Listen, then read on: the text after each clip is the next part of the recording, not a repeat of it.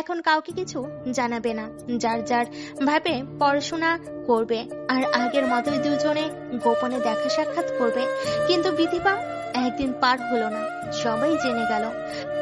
এখন বাড়ি থেকে বের করে দিলে কোথায় যাব? উচ্ছ্বাসের বাবা মা যদি বিয়েটা মেনে না নেয় তাহলে কি করব তখন? উচ্ছ্বাস নিজেও তো একজন স্টুডেন্ট, কোনো ইনকাম সোর্স নেই, আমার দায়িত্ব সে নেবে কিভাবে? রিয়া নানান ভাবনায় আর ভয়ে কেঁদে চলেছে। মিজান সাহেব ভীষণ রেগে আছে, তার চোখ রাগে রক্তবর্ণ ধারণ করেছে, কপালে দুই পাশে শিরা ফুলে উঠেছে, সেটা স্পষ্ট দেখা যাচ্ছে। অবস্থা বেগতিক দেখে লিয়া খুব সাহস করে বলল, আব্বু রিয়াকে বাসা থেকে বের করে দেয় কোনো সমাধান না। ও ছোট মানুষ, একটা ভুল করে ফেলেছে, ওকে তুমি ক্ষমা করে দাও। আমি বলি কি, তুমি কালকে আমার শ্বশুর শাশুড়ি উচ্ছ্বাস ভাইয়া সহ আসতে বলো, আলাপ করে দেখো তারা কি বলে। আমি নিশ্চিত এই ব্যাপারটা তারাও জানে না। আলাপ আলোচনা করে দেখো কি হয়, তখন না হয় ভেবে চিনতে সিদ্ধান্ত নিয়েও কি করবে। তাহলে ওই বাড়িতে ফোন করো এক্ষুনি, তাদের আসতে বল, আর উচ্ছ্বাসকে যেন অবশ্যই নিয়ে আসে। লিয়া ফোন করে তাদের আসতে বলল। হঠাৎ করে ডাকার কারণ জানতে চাইল তারা। লিয়া বলল, আব্বু আপনাদের সাথে কথা বলতে চাই, উচ্ছ্বাস ভাইয়াকে সাথে নিয়ে আসতে বলেছে। তারা আসবে আর উচ্ছ্বাসকেও সাথে নিয়ে আসবে বলো। উচ্ছ্বাসের বাবা মা খুব খুশি হলো। তারা ভাবলো আমরা যা মনে মনে ভাবছি হয়তো তারাও একই কথা নিয়েই ভাবছে। লিয়ার উচ্ছ্বাসের বিয়ের ব্যাপারে বোধহয় কথা বলতে চাই। লিয়া রিয়ার চোখ মুছে দিয়ে ওকে সাথে নিয়ে মিজান সাহেবের ঘর থেকে বেরিয়ে গেল। নিজের ঘরে গিয়ে বোনের মাথায় হাত বুলিয়ে সান্ত্বনা দিতে থাকলো। এদিকে জিয়ান দেশে ফিরে এসেছে। কয়েকদিন হলো, ফাইনাল পরীক্ষা হয়ে গেছে অনেক আগে, রেজাল্টও হয়ে গেছে। ব্রিলিয়ান্ট রেজাল্ট করেছে। ক্যাম্পাস থেকে জব অফার পেয়ে জবে ঢুকে পড়েছে। হেলদি স্যালারি দিচ্ছে কোম্পানি ওকে। কোর্স কমপ্লিট করে দেশে ফেরার কথা থাকলেও জিয়ান দেশে ফিরে আসেনি। সেখানে সে চাকরিতে ঢুকে পড়েছে, স্যালারি খুব ভালো পাচ্ছে। জিয়ান দেশে ফিরতে চায়নি, ওখানে সে ভালো আছে। চাকরির পাশাপাশি আরো স্টাডি করতে চায়। দেশে ফিরে সে কি হবে, শুধু শুধু মন খারাপ হবে। জিয়ান ওর বাবা মায়ের একমাত্র সন্তান। তারা কেঁদে কেঁদে নিয়মিত ছেলেকে ফোন করতো, দেশে ফিরে আসতে বলতো, কিন্তু জিয়ান সে কথা কানে তোলেনি, শুধু একই কথা বলতো, অফিস থেকে ছুটি পাবো না এখন, অফিসে কাজের অনেক চাপ, ছুটি দিবে না। ভিডিও কলে তো আমরা প্রায় রোজই কথা বলছি, তাহলে তোমরা এত অস্থির হচ্ছ কেন? ছুটি পেলে অবশ্যই দেশে গিয়ে কয়দিন থেকে আসবো তোমাদের কাছে। জিয়ানের বাবার টাকার অভাব নেই, তারা বেশ সলভেন্ট। তবুও জিয়ান প্রতি মাসে হেলদি একটা অ্যামাউন্ট পাঠায় বাবার অ্যাকাউন্টে। কিছুদিন পর জিয়ানের কাছে ফোন গেল। ওর বাবা বলল, তোর মায়ের শরীর খুব খারাপ, সারাক্ষণ শুধু তোর কথা বলে, তোকে দেখতে চাই, যদি পারিস শেষবারের মতো দেখে যা। মায়ের অসুখের কথা শুনে জিয়ান আর স্থির থাকতে পারল না, দেশে ফেরার মন স্থির করলো। বাবাকে বলল, আমি আসছি যতদূর সম্ভব। জিয়ানের মা সত্যি খুব অসুস্থ। ছেলের জন্য কেঁদে কেঁদে অসুস্থ হয়ে গেছে। অনেকদিন ছেলে দেশে ফিরে না, একমাত্র সন্তানকে না দেখে আর থাকতে পারছিল না। জিয়ান কয়েকদিন হলো দেশে এসেছে। ওর মায়ের অসুখ, তাই মাকে দেখতে এসেছে। মায়ের অসুখের খবর না পেলে হয়তো আসতো না। মায়ের মেডিসিন আনতে ফার্মেসিতে যায়। সেখান থেকে ফেরার সময় দেখে লিয়া পাশ দিয়ে হেঁটে যাচ্ছে। বুকটা ওর স্যাদ করে ওঠে। যার কথা বলতে সে বিদেশ থেকে যাওয়ার প্ল্যান করেছে, আজ সেই কিনা চোখের সামনে দিয়ে চলে যাচ্ছে। পরনে সাদা থ্রি পিস, মুখটা মলিন গম্ভীর। আগে সেই হাসি মাখা মিষ্টি মুখটা কোথায় যেন হারিয়ে গেছে, খুব ক্লান্ত দেখাচ্ছে। চেহারায় সেই বাচ্চা বাচ্চা চুটনেসটা আর নেই। এখন লিয়াকে দেখছে সে, কি হয়েছে ওর? সেই যে এসএসসি শেষ পরীক্ষা দিন দেখেছিল লিয়াকে, এরপর আর দেখা হয়নি তার ভালোবাসার হরিণীর সাথে। লিয়া চোখের আড়াল হয়ে সে আর সেখানে দাঁড়ায়নি, মেডিসিন নিয়ে সোজা বাসায় চলে গেছে। একই ধানমন্ডি এলাকায় বাসে বলে ঘুরে ফিরে দেখা হয়েই যায়। যতবার লিয়াকে দেখেছে সাদা থ্রি পিস পরে দেখেছে, মুখটা মলিন, আর খুব তাড়াহুড়ায় কোথাও যেতে দেখেছে। জিয়ান ওর সামনে যায়নি বা ওকেও কখনো ডাকেনি, দূর থেকেই দেখতো ওর হারিয়ে যাওয়া প্রেয়সীকে। এখন বুঝতে পারছিস তুই কত বড় বিপদের মধ্যে আছিস, আর আমাকে বিপদের মধ্যে ফেলেছিস? কারণ অপরাধী দেবরটা আমার, অপরাধী বলছিস এই কারণে তুই উচ্ছ্বাস ভাইয়ের চেয়ে বয়স অনেক ছোট। তুই ভুল সিদ্ধান্ত নিলেও সেটাতে সে সমর্থন দিল কিভাবে? এখন সে এই পরিস্থিতি সামাল দিবে কিভাবে? একদিকে আমাদের রাগী আব্বু আর অন্যদিকে উচ্ছ্বাসের প্রেম বিরোধী মা। সে কি জানে না এই ব্যাপারে তার মায়ের মনোভাব? এখন উচ্ছ্বাস ভাইয়ের সাথে সাথে আমিও আব্বুর চোখে সমান অপরাধী হয়ে গেলাম। আমি ওই বাড়ির বিধবা বউ, এটাই আমার অপরাধ। এখন অন্য কোনো ছেলে হলে আমাকে জবাবদিহি করতে হতো না। এই ভয়ানক কাজ করার আগে আমার সাথে যদি একটু শেয়ার করে নিতি, তাহলে আমরা দুজনেই বেঁচে যেতাম। ভালোবাসিস ভালো কথা, তাই বলে এইভাবে হুট করে কাউকে না জানিয়ে বিয়ে পর্যন্ত যাওয়া তো ঠিক হয়নি। এখন যদি বাবা মায়ের ভয়ে উচ্ছ্বাস ভাইয়া তোকে অস্বীকার করে তখন কি হবে? আর অস্বীকার করতে পারে এই সন্দেহটা অহেতুক না, কারণ সে নিজেও একজন স্টুডেন্ট, বাবার টাকায় পড়াশোনা করে। হাত খরচ, শখের কেনাকাটা সব বাবার টাকায় চলে। তার নিজের কোনো সোর্স অফ ইনকাম নেই। আব্বু তোকে যেমন বাড়ি থেকে বের করে দিতে চাইছে, তেমন যদি বাবা উচ্ছ্বাস ভাইয়াকে বাড়ি থেকে বের করে দেয়, তখন সে কোথায় যাবে আর কোথায় থাকবে, খাবে কি? পড়াশোনা বন্ধ হয়ে যাবে, ক্যারিয়ার গড়ার সব স্বপ্ন শেষ হয়ে যাবে। এসব চিন্তা থেকে তোকে অস্বীকার করা ওর জন্য খুব স্বাভাবিক। যে পুরুষ মানুষ অপরাধ করেও পার পেয়ে যাবে, বিপদে পড়বি তুই। আমার শাশুড়ি এমনিতে ভালো মানুষ, সবার জন্য তার মনে অনেক স্নেহ মায়া মমতা আছে। কাউকে সে দিতে খাওয়াতে কম করে না, কারোর ইচ্ছার বিরুদ্ধে কিছু চাপিয়ে দেয় না। এক কথায় তিনি অমায়িক মহিলা, কিন্তু প্রেমের বিয়ের ঘোর বিরোধী সে। প্রেমের বিয়ে সে কিছুটাই মেনে নেবে না। তার মতে যেসব মেয়েরা প্রেম করে তারা দুশ্চরিত্রা, নষ্টা মেয়ে, উচ্ছৃঙ্খল মেয়ে, উচ্ছন্নে যাওয়া মেয়ে। এদের বউ করে ঘরে আনা নেওয়া তাদের সংসারে কখনো সুখ আসে না। সেই সব মেয়েরা সংসারে ফাটল ধরায়। বাবা মা যেখানে মেয়েকে বিয়ে দিবে তাকে সেখানেই মানিয়ে গুছিয়ে চলতে হবে, তবে সে হবে খানদানি বংশের মেয়ে। রাস্তাঘাটে প্রেম ভালোবাসার ব্যাহাপনা করে বেড়ানো মেয়ে নাকি তার দু চোখের বিষ। এখন তুই বল, তোর বেলায় কি তার মত বদলাবে? মনে হয় না। উল্টো তোর জন্য এখন আব্বু আম্মুকে অনেক কথা শুনতে হবে। আর আমাদের আব্বু কি কারোর বাজে কথা শোনার মানুষ? আব্বুর জেদ সম্পর্কে তো ধারণা নেই। আব্বুর মান সম্মানই তার কাছে সব। যখন তারা আব্বুকে কিছু বলবে, আব্বু কি তাদের ছেড়ে কথা বলবে? দুই পরিবারের মাঝে একটা সুসম্পর্ক আছে। এখন সেই সুসম্পর্ক কোথায় গিয়ে দাঁড়াবে ভেবে দেখেছিস? কি যে হবে কালকে ভাবতেই আমার খুব ভয় করছে। হাত পা ঠান্ডা হয়ে আসছে আমার। আল্লাহর কাছে দোয়া কর কোনো তিক্ততা যেন কাল বৈঠকে না তৈরি হয়। রিয়া লিয়াকে জড়িয়ে ধরে কাছে, ভাবছে সত্যি সত্যি তো এতক্ষণ আপু যা যা বলেছে সেগুলি ফেলে দেওয়ার মতো কথা না। যদি ওরা এই বিয়ে মেনে না নেয় তখন আমার কি হবে? কোথায় যাব? আপু এখন আমার কি হবে? আমি কি করব? লিয়া বলল, তুই ভুলেও উচ্ছ্বাস ভাইয়াকে কোনো কল করিস না। তার কল এলেও রিসিভ করিস না। ভাইয়া ভয় পেয়ে যদি কালকের বৈঠকে না আসে, তাহলে আব্বু তোকে মেরেই ফেলবে। তার কোপ থেকে আমি তোকে বাঁচাতে পারবো না। এখন আমি যা বলি তুই সেই মতে চলবি। আমি যতটুকু পারি তোর পক্ষে বলবো, যতটুকু পারি সমস্যার সমাধান করার চেষ্টা করব। যদি আমার কিছু করার সুযোগ থাকে অবশ্যই করব, কোনো ভয় পাবো না। সন্ধ্যার দিকে উচ্ছ্বাসের বাবা মা উচ্ছ্বাস সহ লিয়াদের বাসায় এলো। উচ্ছ্বাস আসতে চায়নি, ওকে জোর করে আনা হয়েছে।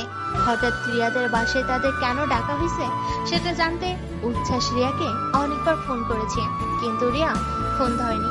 রিয়া দেখেছে বারবার উচ্ছ্বাস কল করে যাচ্ছে, ও ফোন রিসিভ করেনি রিয়া ফোন ধরতে নিষেধ করেছে বলে। আমি গিয়ে আমার শ্বশুর শাশুড়ির সাথে দেখা করলাম, কথা বললাম। ওনারা আয়ুষকে বুকে জড়িয়ে ধরে অনেক আদর করলো, আয়ুষের সাথে খেলা করতে লাগলো।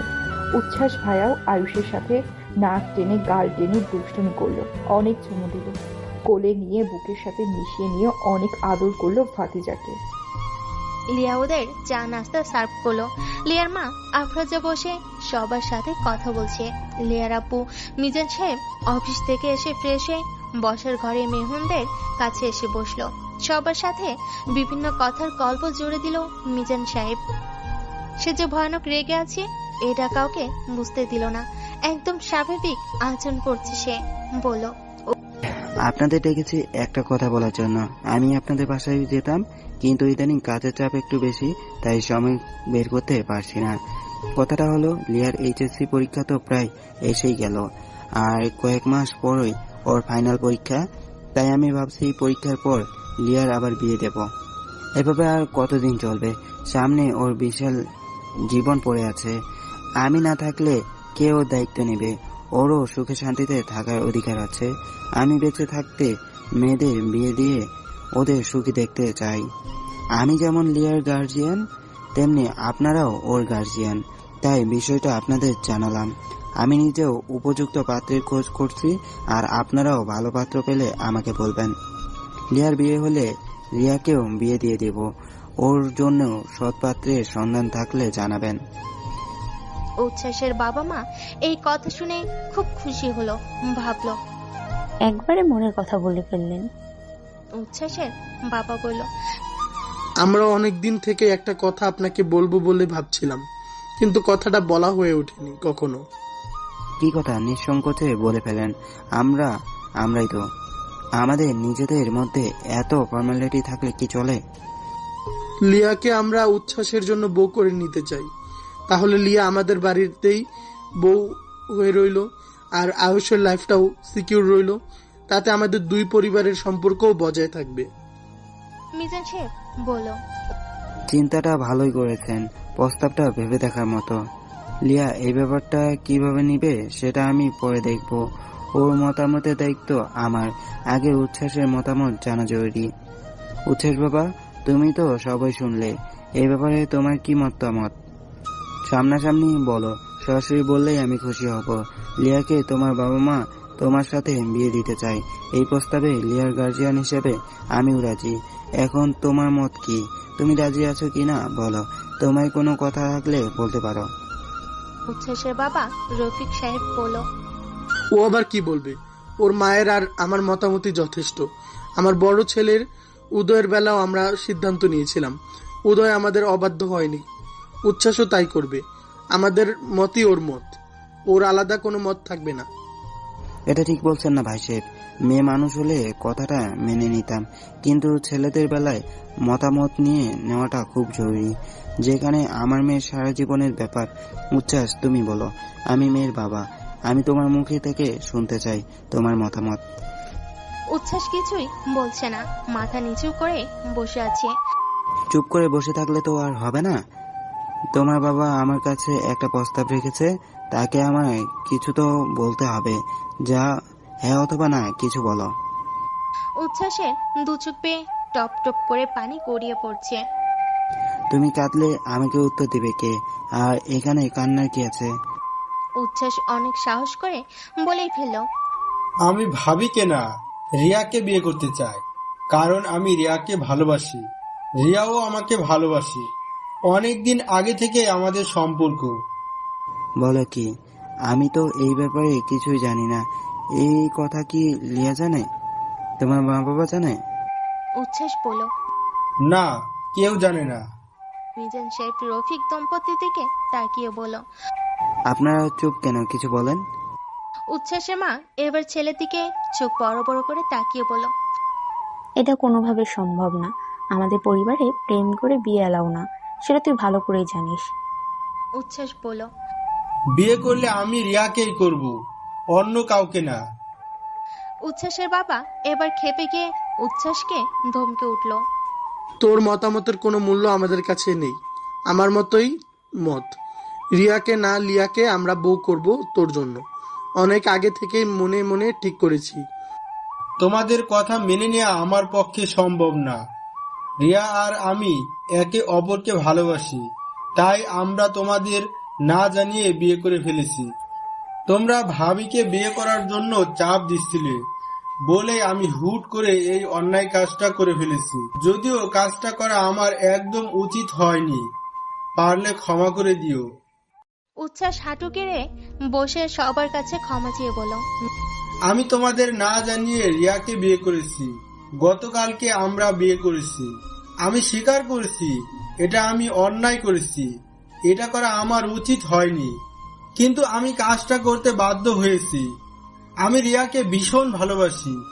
ওকে আমার জীবন থেকে আলাদা করার কথা ভাবতেও পারি না। তাই ওকে আমার জীবনের সাথে জড়িয়ে রাখতে বিয়ের বিকল্প আমার কাছে আর কিছুই মনে হয়নি। আমার কিছু করার ছিল না। আমি সম্পূর্ণই পরিস্থিতির শিকার। আমাকে আপনারা সবাই ক্ষমা করে দেন। আমার ভুল হয়েছে। আর কাউকে না হলেও ভাবিকে অন্তত জানানো উচিত ছিল। মিজান সাহেব বলল, ভাই সাহেব, এবার আপনি যা বলার বলেন। আমার আর কিছুই জিজ্ঞেস করার নেই, বলারও নেই। উচ্ছ্বাসের বাবা বলল, আমার পরিবারের প্রেম করে বিয়ে একেবারেই নিষেধ, এটা তুই জানতি না? জানতাম, কিন্তু আমার কোনো উপায় ছিল না। আমি নিরুপায় হয়ে কাজটা করেছি। তোমরা আমাকে এই অন্যায়টা করতে বাধ্য করেছো। আমরা কোনো কিছুতে তোকে বাধ্য করিনি। আর তুই আমাদের ছেলে, আমরা তোর জন্মদাতা। আমাদের সব কথা শোনা তোর কর্তব্য। সেটা যখন হয়নি, এখন তোর আর আমাদের মধ্যে কোনো সম্পর্ক থাকবে না। আমাদের লজ্জিত করতে আর কিছু বাকি রাখিসনি। আমার মান সম্মান ধুলোয় মিশিয়ে দিলি। তুই আজ থেকে আমাদের কেউ না। আমি তোকে ত্যায্য করব। আমার বাড়িতে ঢোকা তোর জন্য সম্পূর্ণ নিষেধ। আমার বাড়িতে তোর কোনো জায়গা নেই। এই মুহূর্ত থেকে তোকে ছেলে বলে অস্বীকার করছি। উচ্ছ্বাসের মা সমানে কেঁদে চলেছে। আমি আত্মীয় স্বজনের সামনে মুখ দেখাবো কিভাবে? আমার ওদের কোনোদিন আমার মুখের অবাধ্য হয়নি। ওর মতো নিজ সন্তান আল্লাহ উঠিয়ে নিল, আমার বুক খালি করে চলে গেল সে। তুই আমাদের মান সম্মান ধুলোসাৎ করে দিলি। এই জন্য কি তোকে আমি পেটে ধরেছিলাম? বিআই সাহেব, আপনার মেয়েকে ও ভালোবেসে বিয়ে করেছে। এখন ও আপনার কাছে দোষী। কি শাস্তি দিবেন সেটা আপনি ঠিক করেন। ও এখন থেকে আমাদের কেউ না। আমরা এর মধ্যে থাকতে চাই না। এ বিয়েও আমরা মানি না। আর এই ছেলেকেও বাড়িতে জায়গা দিব না। বিদায় দেন, আমরা এবার যাই তাহলে। মিজান সাহেব বলল, যাই মানে? সমস্যা সমাধান না করে কোথায় যাবেন? ও যদি আমার কেউ হতো তবে অবশ্যই সমস্যা সমাধানের চিন্তা করতাম। আমিও রিয়াকে এখন বাড়ি থেকে বের করে দিব। কালকেই বের করে দিতে চেয়েছিলাম, শুধু লিয়ার অনুরোধে সে এখানে আছে এখনো। প্রেমের বিয়েতে আমার কোনো সমস্যা নেই। ছেলেমেয়েরা দুজন দুজনকে পছন্দ করতেই পারে। আমার সমস্যা হলো ও নিজের ইচ্ছায় বিয়ে করে আমার মান সম্মানের উপর আঘাত করেছে। আমার মান সম্মান আমার অনেক প্রিয়। সেখানে কেউ আঘাত করলে আমি তাকে ক্ষমা করি না। আত্মীয় স্বজন, পাড়া প্রতিবেশীর কাছে খুব ছোট হয়ে যাব যখন এটা জানাজানি হবে। বুঝছাস, তুমি রিয়াকে বিয়ে করেছো, ভালো কথা। এখন ওকে নিয়ে বাড়ি থেকে বের হয়ে যাও। উচ্ছ্বাস বলল, আঙ্কেল, আমি এখন ওকে নিয়ে কোথায় যাব? যখন না জানিয়ে দুজনে বিয়ে করেছো তখন মনে ছিল না এই কথা? তখন তোমার যোগ্যতার কথা ভাবনি?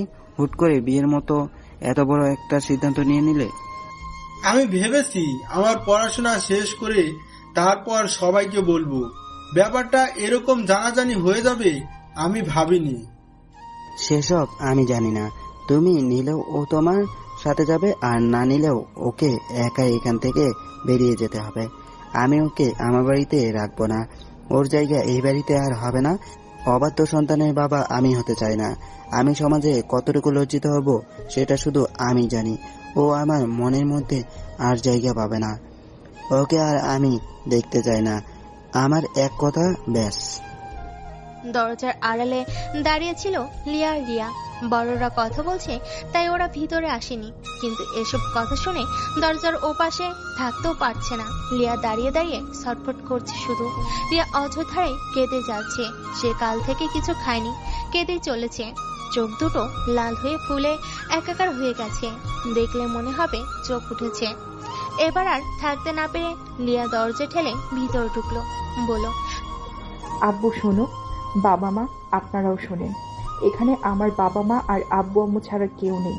ওদের বিয়ের কথা আমরা যদি কাউকে না বলি তাহলে অন্য কেউ জানবেই বা কিভাবে? ওরা ছেলে মানুষের ছলে একটা ভুল করে ফেলেছে। ওদের ক্ষমা করে দাও। আমি বলি কি, ওরা যে যার বাসা থেকে পড়াশোনা করুক।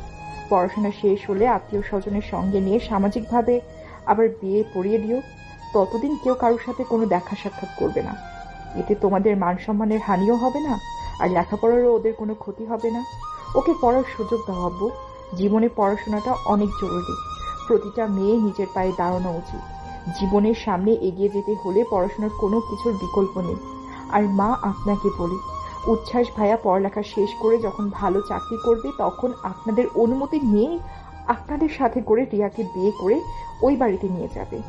তাতে আপনাদের মনে কোনো প্রেম ঘটিত বিষয়ে সংশয় থাকবে না। ভাইয়াকে দূরে ঠেলে দিয়ে ভাইয়ার পড়াশোনার ক্ষতি করবেন না। তার পরীক্ষার সামনে আপনাদের সাপোর্ট না থাকলে ভাইয়ার জীবন নষ্ট হয়ে যাবে। খুদায় চলে গেছে পরপারে, তাকে ফিরে পাওয়ার কোনো সম্ভাবনা নাই। ওর জন্য কেঁদে লাভ নেই। রিমি আপু থাকে 7 সমুদ্র 13 নদীর ওই পারে, ডাকলেই যখন তখন আসতে পারবে না। বাকি রইল উচ্ছ্বাস ভাইয়া। নিজেদের ইগো বজায় রাখতে তাকে দূরে ঠেলে দিবেন না। নিজেদের আত্ম অভিমান বজায় রাখতে ত্যায্য করবেন না। সন্তানের চাইতে মান সম্মান ইগো বড় হলো আপনাদের কাছে? কেন মা? মানুষ কি ভুল করে না? ওরা ভুল করেছে, শোধরাতে সুযোগ দিন। নিজেদের ভুল শুধরে নিয়ে ওরা আপনাদের মতো হবে, সেই সুযোগটা দিবেন না মা? ওরা দুজন আপনাদেরই ছেলে মেয়ে। ওদের এখন পথে নামিয়ে দিলে ওরা কোথায় যাবে? 2টা জীবন নষ্ট হয়ে যাবে। এত বড় ভুল করবেন না। পরে আফসোস করা ছাড়া আর কিছুই থাকবে না। নিজেদের সম্মান আর ইগোর জন্য ছেলে মেয়েদের জীবন নষ্ট করবেন না। মা বাবা, আপনাদের দুজনকেই একটা কথা বলি, আমার জন্য মনে কষ্ট নেবেন না। এখানে রিয়া আর উচ্ছ্বাস ভাইয়া জড়িত না থাকলেও আমি উচ্ছ্বাস ভাইয়াকে বিয়ে করতে কখনোই রাজি হতাম না। কারণ উচ্ছ্বাস ভাইয়াকে আমি সত্যি আপন ভাইয়ের চোখে দেখি। এই জায়গাটা আমি কখনোই নষ্ট করব না। সারা জীবন আমরা ভাই বোনের সম্পর্কটা ধরে রাখতে চাই। এখন ওদের ক্ষমা করে দেন। বাবা মা হয়ে যদি সন্তানকে ক্ষমা না করেন তাহলে ওরা কোথায় যাবে? মিজান সাহেব বলো। ঠিক আছে, আমি তোর কথা মেনে নিলাম। উচ্ছ্বাস যদি কোনোদিন যোগ্য হয়ে আসতে পারে সেদিন আমি ভেবে দেখব উচ্ছ্বাসের কাছে রিয়াকে দেয়া যায় কিনা। কিন্তু রিয়া যদি আমার কথা অমান্য করে উচ্ছ্বাসের সাথে যোগাযোগ রাখে সেদিন আমি আর কারো কথা শুনবো না, সোজা বাড়ি থেকে বের করে দিব। আমি এক কথার মানুষ, এটা তোরা ভালো করেই জানিস। রিয়া, তোমার কথা শুনে আব্বু। লিয়া রিয়াকে দরজার পাশ থেকে ভিতরে এনে বলো, এই রিয়া আব্বুকে কথা দে। আব্বুর সব কথা শুনবি তুই। আব্বুর কথার বাইরে একটা কদমও চলবি না। রিয়া কাঁদতে কাঁদতে কথা দিল সে আর উচ্ছ্বাসের সাথে কোনো রকম যোগাযোগ রাখবে না। আব্বুর ইচ্ছার বাইরে কিছুই করবে না। উচ্ছ্বাস রিয়ার দিকে তাকিয়ে দেখলো ওর চোখ মুখ লাল হয়ে ফুলে গেছে। ওর বুঝতে বাকি রইল না যে রিয়া কোন পরিস্থিতির মধ্য দিয়ে যাচ্ছে। রিয়ার এই অবস্থা দেখে উচ্ছ্বাসের কলিজা ফেটে যাচ্ছে, হৃদয় ভেঙে খান খান হলো। ইচ্ছা করছে ছুটে গিয়ে রিয়াকে ঝাপটে জড়িয়ে ধরতে, ওর কষ্টগুলো নিজের করে নিতে, ও যেন ভালো থাকে। যত কষ্ট যত ঝড় আমার উপর দিয়ে যাক, তবুও আমার রিয়া ভালো থাকুক। আমার ভুলের জন্য আজ রিয়া অশান্তি ভোগ করছে।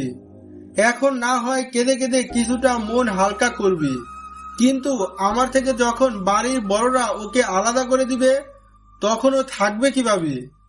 উচ্ছ্বাস ভাইয়া, এবার আপনি বাবা মাকে কথা দেন। বাবা মায়ের মনে কষ্ট দিয়েছেন, সেজন্য তাদের কাছে তাদের কথা মেনে নিন। কোনো উপায় না দেখে উচ্ছ্বাসও কথা দিল যে সে আর রিয়ার সাথে কোনো রকম যোগাযোগ রাখবে না। কাঁদতে কাঁদতে বলো এই কথা, বলে তো দিল যোগাযোগ রাখবে না, কিন্তু রিয়াকে না দেখে ওর সাথে কথা না বলে থাকবে কিভাবে, বাঁচবে কিভাবে? চোখ মুছতে মুছতে বেরিয়ে গেল উচ্ছ্বাস। লিয়া ভাবলো পরেরটা পরে দেখা যাবে, আপাতত সমূহ বিপদ কেটে গেছে, দেখে হাত ছেড়ে বাঁচল। ওর বোন আর দেবরের কেউ ঘর ছাড়া হয়নি। শাশুড়ি মা হেলেন লিয়াকে জড়িয়ে ধরে অনেকক্ষণ কাঁদলো। তোমাকে আমি ধরে রাখতে পারলাম না। তুমি আমার অনেক প্রিয়, তোমাকে আমি খুব পছন্দ করি, খুব ভালোবাসি মা। তুমি ভালো থেকো, খুশি থেকো সব সময়। মা, আমি কোথায় যাচ্ছি? আমি তো সবসময় আপনাদের মাঝেই থাকবো। আমিও আপনাদের অনেক ভালোবাসি, শ্রদ্ধা করি। আমি সবসময় আপনাদের আদরের মেয়ে হয়েই থাকবো। রাখবেন তো আপনার আমাকে আপনাদের আদরের মেয়ের মতো করে? উচ্ছ্বাস সত্যি রিয়াকে খুব ভালোবাসে। ওর ভালোবাসা যাতে হারিয়ে না যায় তাই সে ওদের দুজনের সম্পর্কের মাঝে বিয়ে নামক মোহর লাগিয়ে দিয়েছে। ভেবেছিল গোপনই থাকবে ওদের ভালোবাসার সম্পর্কের কথা, কিন্তু কি থেকে কি হয়ে গেল, আলাদা হয়ে গেল দুজন দুজনের কাছ থেকে। রিয়াকে না দেখে রিয়ার সাথে কথা না বলে আমি থাকবো কিভাবে? রিয়া তখন কি ভীষণ ভাবে কাঁদছিল, দেখে কলিজাটা ফেটে যাচ্ছিল।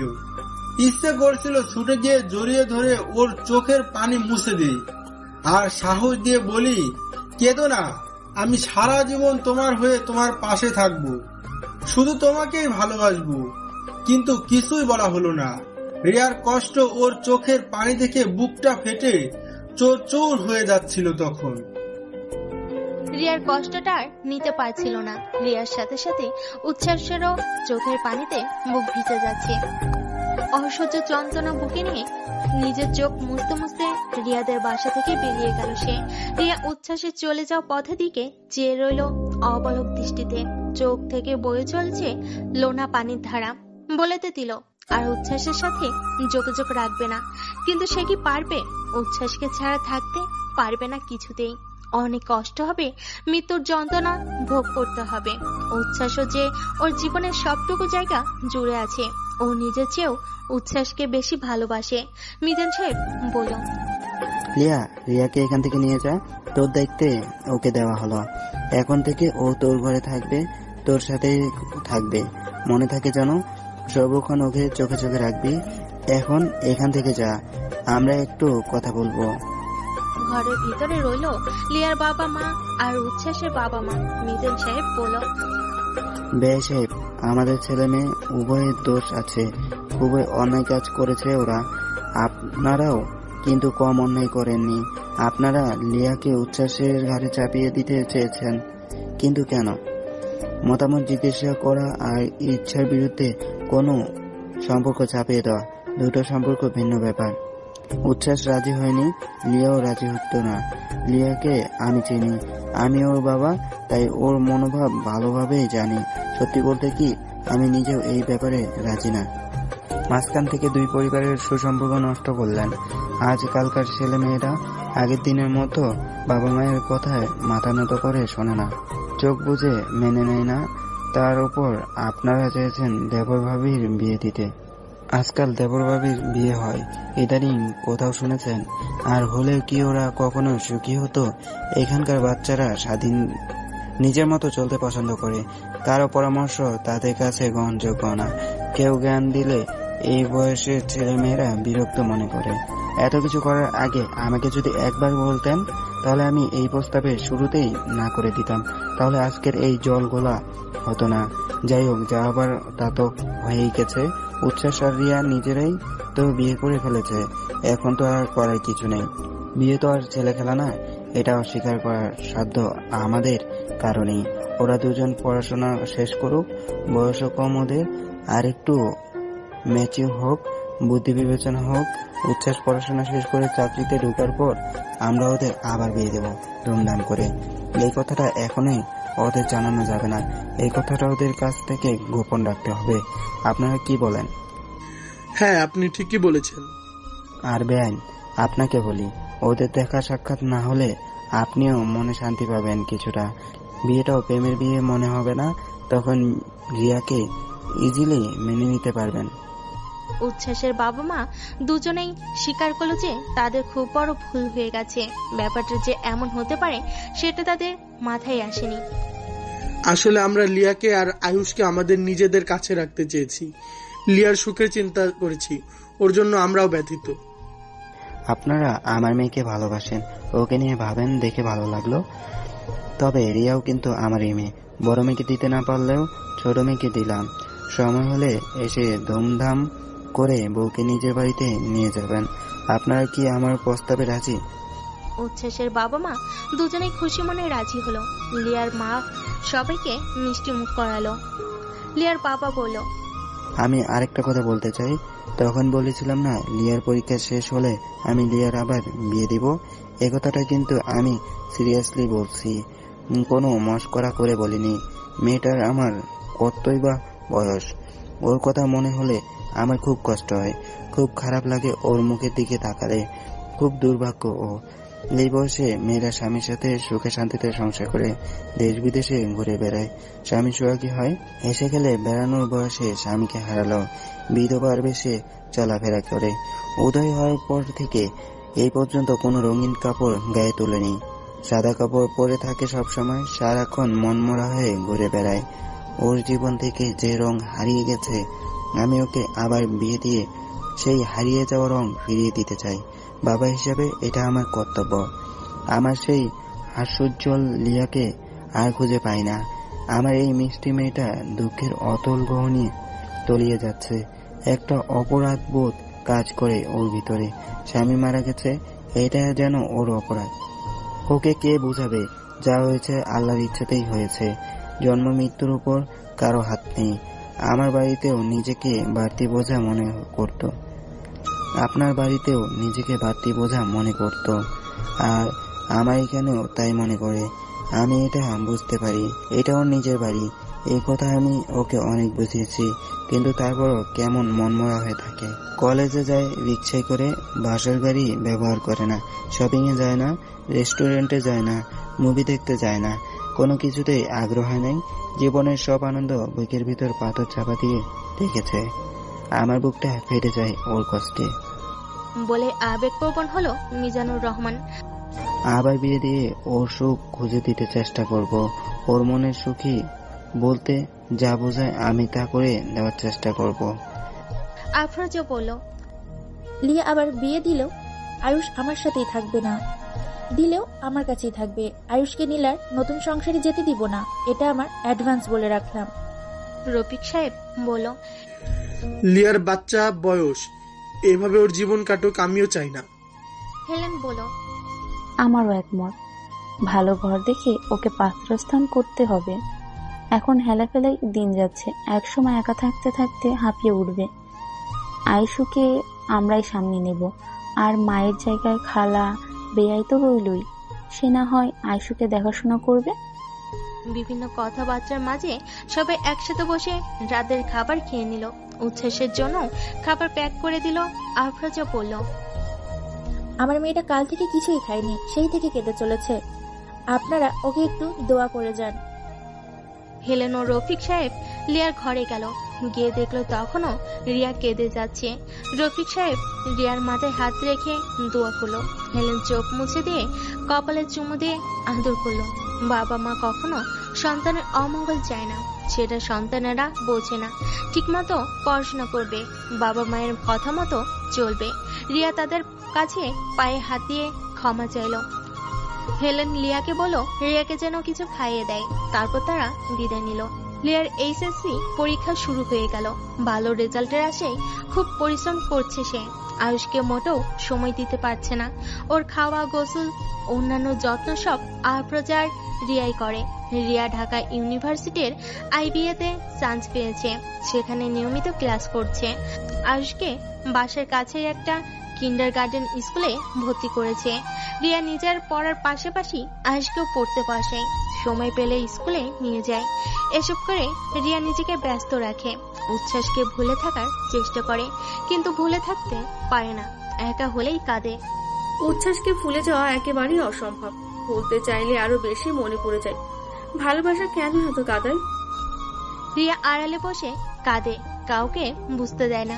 ও হৃদয় ভরা ব্যথা আর বুক ভরা কান্না। রিয়ার সব কষ্ট ভালোভাবেই বুঝতে পারে, অনুভব করতে পারে, কিন্তু ওর কিছুই করার নেই। আব্বুকে ওরা যেমন ভালোবাসে তেমনি ভীষণ ভয় পায়। মিজান সাহেবের কথার বাইরে কেউ যায় না, তার কথাই সবার শিরোধার্য। মাঝে মাঝে লিয়া ফোন করে উচ্ছ্বাসের সাথে কথা বলে। রিয়াকে সামনে রেখে ফোনের স্পিকার অন করে কথা বলে, যাতে একটু হলেও রিয়া শান্তি পায়, স্বস্তি পায়। খুঁটিয়ে খুঁটিয়ে প্রশ্ন করে, সব জেনে নেয় যা জানতে চায় রিয়ার মন। এ তো ওর মন ভালো রইল, আর আব্বুকে দেওয়া কথারও খেলাপ হলো না। এভাবেই চলতে চলতে একদিন লিয়ার এইচএসসি পরীক্ষা শেষ হলো। সবগুলো পরীক্ষা ভালোভাবেই দিয়েছে, এখন শুধু রেজাল্টের অপেক্ষা। মায়ের শরীর একটু সুস্থ হলেই জিয়ান কানাডা ফিরে যায়, যেতে বাধ্য হয়, কারণ ও বেশি দিন ছুটি নিয়ে আসেনি। অফিস থেকে বারবার ফোন আসতেছিল। মাত্র 10 দিনের মধ্যেই ফিরে যাবার কথা, তারপরও 2 সপ্তাহ কাটিয়ে গেছে দেশে। কিছু কাজ অনলাইনে করেছে বলে 4-5 দিন বেশি থাকতে পেরেছে। যাবার সময় মায়ের কান্নাকাটি দেখে মাকে কথা দিয়ে গেছে এবার অনেক দিনের ছুটি নিয়ে আসবে, আর ছুটি না পেলে চাকরিতে রিজাইন দিয়ে চলে আসবে। তুমি আমার কথা ভেবে অসুস্থ হবে না, আমি খুব শীঘ্রই আসবো আবার। লিয়ার ইন্টার ফাইনাল পরীক্ষা শেষ। সবগুলো পরীক্ষায় মোটামুটি ভালো হয়েছে। রেজাল্ট বের হবে 2 মাস পর। এই 2 মাসে অলস না থেকে সময়টাকে কাজে লাগাতে চাই। নিজেকে সবসময় কোনো না কোনো কাজে ব্যস্ত রাখে। লিয়া গ্রাফিক্স ডিজাইন কোর্সে ভর্তি হলো। নিয়মিত ক্লাস করতে শুরু করলো। ক্লাসের পর বাসায় ইউটিউব দেখে বিভিন্ন টাইপের আধুনিক রান্না শিখতে লাগলো। শ্বশুর বাড়িতেও শাশুড়ির সাথে রান্নার কাজে হেল্প করত, কিন্তু মূল রান্না শাশুড়ি মা নিজেই করত। এখন সে মূল রান্না করার কাজ নিজেই করতে পারে, কারোর হেল্প লাগে না। খাবারও খুব টেস্টি। আয়ুষকে স্কুলে নিয়ে আনা করে পড়তে বসাই, ওর যত্ন নেয়, ঘর গোছায়, ঘরের অন্যান্য কাজ করে, বাগানে পরিচর্যা করে, নতুন নতুন ফুলের চারা এনে রোপণ করে। সারাক্ষণ নিজেকে বিভিন্ন কাজে ব্যস্ত রাখে। ব্যস্ত থাকলে সময়টা দ্রুত চলে যায়। অবসর সময় কাটতেও চায় না। তখন মনের মধ্যে ভিড় করে নানান প্রশ্ন। পাওয়া না পাওয়ার হিসাব মিলে না কিছুতেই। অনুভব করে কোথায় যেন একটা ভীষণ রকম শূন্যতা ঘিরে রেখেছে ওকে। দিন শেষে সে ভীষণ একা। কষ্টের একটা বিরাট পাথর বুকে চেপে বসে আছে। উদয়ের কথা সবসময় মনে পড়ে। উদয়ের সাথে কাটানোর সময়গুলি খুব মিস করে। আয়ুষ পেটে আসার পর থেকে মানুষটার আমূল পরিবর্তন হয়ে গেছিল।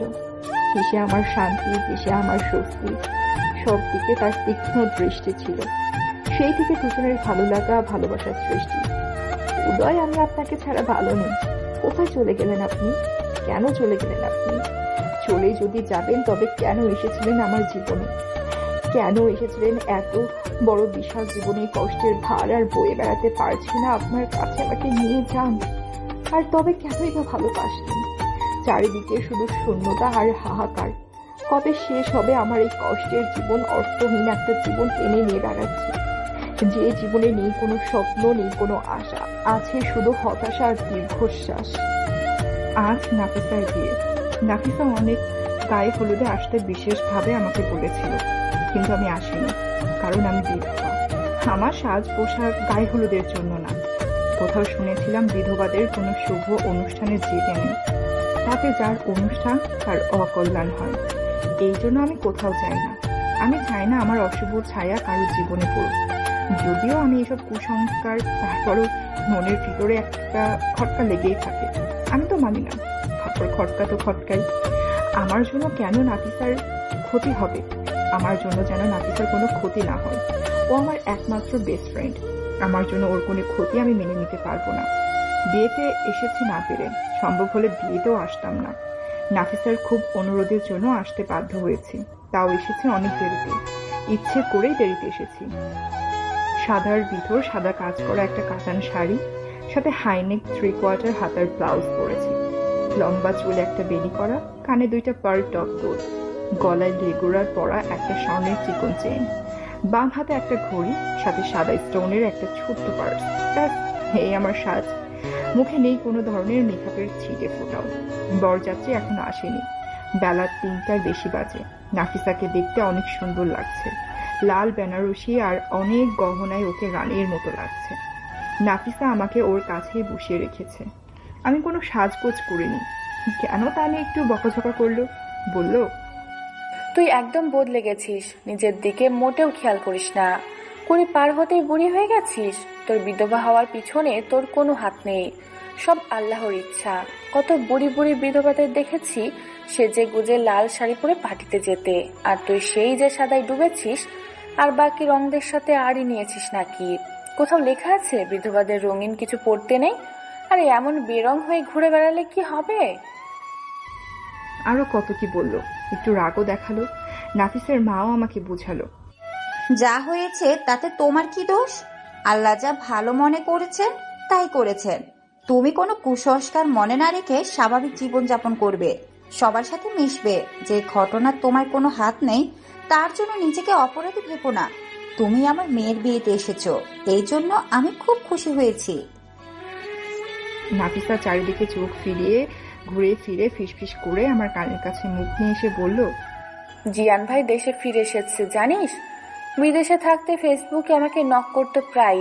আমার সাথে মাঝে মাঝে অনেক কথা হয়, যা কথা হয় সব তোকে নিয়ে। তোর কথা জিজ্ঞেস করছিল, তুই কেমন আছিস, কি করছিস এখন। এইসব জিজ্ঞেস করছিল। আমি তাকে তোর সব কথা বলেছি, উদয় ভাইয়ার মারা যাওয়ার কথাও বলেছি। শুনে সে খুব আফসোস করেছে। লিয়া বলল, দেশের ছেলে দেশে ফিরেছে, তাতে এত খুশি হওয়ার কি আছে? ঘরের ছেলে ঘরে ফিরবে, এটাই তো স্বাভাবিক। এক সময় তো দেশে আসতেই হতো, বরং আরো অনেক আগে ফিরে আসার কথা ছিল। এসেছিল তো 7 মাস আগে একবার, তার মায়ের অসুখ হয়েছিল, তাকে দেখতে এসেছিল। 2 সপ্তাহ থেকে চলে গেছে, গত পরশু আবার দেশে এসেছে। বলল এবার অনেক দিন থাকবে। ভালো, এসব কথা আমাকে বলছিস কেন? এই খবরে এখন আমার আর কোনো প্রয়োজন নেই। আমি বলি কি, তুই জিয়ান ভাইয়ের সাথে রিলেশনটা আবার কন্টিনিউ কর, সে তোকে এখন অনেক ভালোবাসে। নাফিসা, তোর মাথাটা কি খারাপ হয়ে গেছে? জিয়ান অবিবাহিত একটা ছেলে, আর আমি বিধবা মহিলা, আবার সাথে 4 বছরের একটা বাচ্চাও আছে। কিসের সাথে কি মিলাচ্ছিস? এই ধরনের বাজে কথা আর বলিস না। ও আমার প্রথম প্রেম, ওকে আমি সত্যি অনেক ভালোবাসি, আর ভালোবাসি বলেই ওর ভালো চাই। কোনোভাবে ওর জীবনের সাথে আর জড়াবো না, আর সেটা উচিত হবে না। ওর সামনে উজ্জ্বল ভবিষ্যৎ, আর আমার জীবনের কোনো লক্ষ্যই নেই। অন্ধের মতো পথ চলছি, শুধুই নিজেকে ব্যস্ত রাখি অতীত ভুলে থাকতে। গতকাল ক্লাস থেকে আসার সময় আমি জিয়ানকে রাস্তার মোড়ে দেখেছি, তখন আমি দ্রুত অন্য রাস্তা দিয়ে চলে এসেছি। আমি ওকে দেখেছি, কিন্তু ও আমাকে দেখেনি মনে হয়। ওর ভালো চাই বলেই দূরে সরে থাকতে চাই। কোথায় ও আর কোথায় আমি? ওর সাথে আমার যায় না। এখন দুজন সম্পূর্ণই মিসম্যাচ। আমি ওর কাছ থেকে বাহানা দিয়ে সরে এলাম। ওর ফটোশুট করছে, আমার জন্য ছবিগুলো নষ্ট হয়ে যাবে তাই সরে এলাম। নতুন বউয়ের পাশে কি আর সাদা শাড়ি পরিহিতা একজন মানুষ খুবই বেমানান। বর এসেছে। নাফিসার বর দেখতে বেশ হ্যান্ডসাম। কিছুক্ষণের মধ্যেই সুন্দরভাবে নাফিসার বিয়ের কাজ সম্পন্ন হলো। খাওয়া দাওয়া আচার অনুষ্ঠান শেষে চলে এলো বিদায়ের ক্ষণ। দূরে দাঁড়িয়ে নাফিসার বিদায় দেওয়া দেখলাম। অশ্রু সিক্ত চোখে মনে মনে ওর সুখী জীবনের জন্য অনেক দোয়া করলাম। জিয়ানের আগের বার যখন দেশে এসেছে, নাফিসার কাছ থেকে লিয়ার সব কথা জেনেছে। খুব আফসোস করেছে, সে আড়াল থেকেই লিয়াকে দেখেছে, সামনে কখনো আসেনি। এবার আসার পর জিয়ান লিয়াকে কল করলো। লিয়া ফোন রিসিভ করে। ও পাশে জিয়ানের গলার আওয়াজ শুনে ফোন কেটে দেয়। কিছুতেই সে জিয়ানের সাথে কথা বলবে না, কথা বললেই দুর্বল হয়ে যাবে, নিজেকে আর ধরে রাখতে পারবে না। ফোন কেটে দিয়ে অনেকক্ষণ কাঁদল সে। জিয়ান প্রতিদিন লিয়াকে ফোন দেয়, কিন্তু লিয়া কোনোদিন জিয়ানের ফোন রিসিভ করেনি। জিয়ান তখন অন্য নাম্বার দিয়ে কল দেয়। প্রিয়া রিসিভ করে, তখন দেখলো কলটা জিয়ানের, তখন কল কেটে দেয়। তাই জিয়ান আর কোনোভাবেই লিয়ার সাথে যোগাযোগ করতে পারে না। জিয়ান খুব হতাশ হয়। জিয়ান আর লিয়াকে কখনো কল করেনি। ও বুঝে যায় লিয়া ওর সাথে কথা বলতে চায় না, আর কোনো যোগাযোগ রাখতে চায় না। তাই জিয়ানও আর যোগাযোগ করার চেষ্টা করেনি।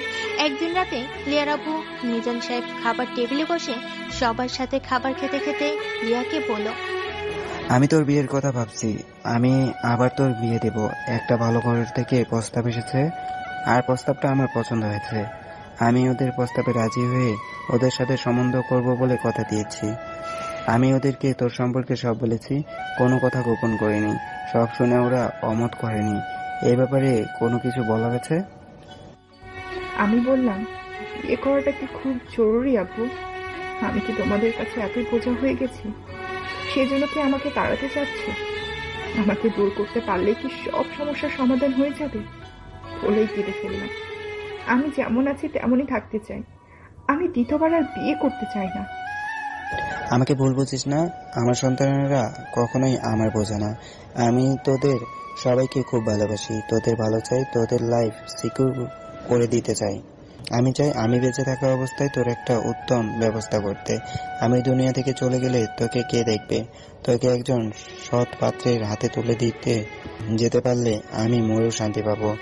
আমার কথাটা রাখ, প্রস্তাবটা খুব ভালো, আমার খুব পছন্দ হয়েছে ছেলের ফ্যামিলি আর ছেলেকে।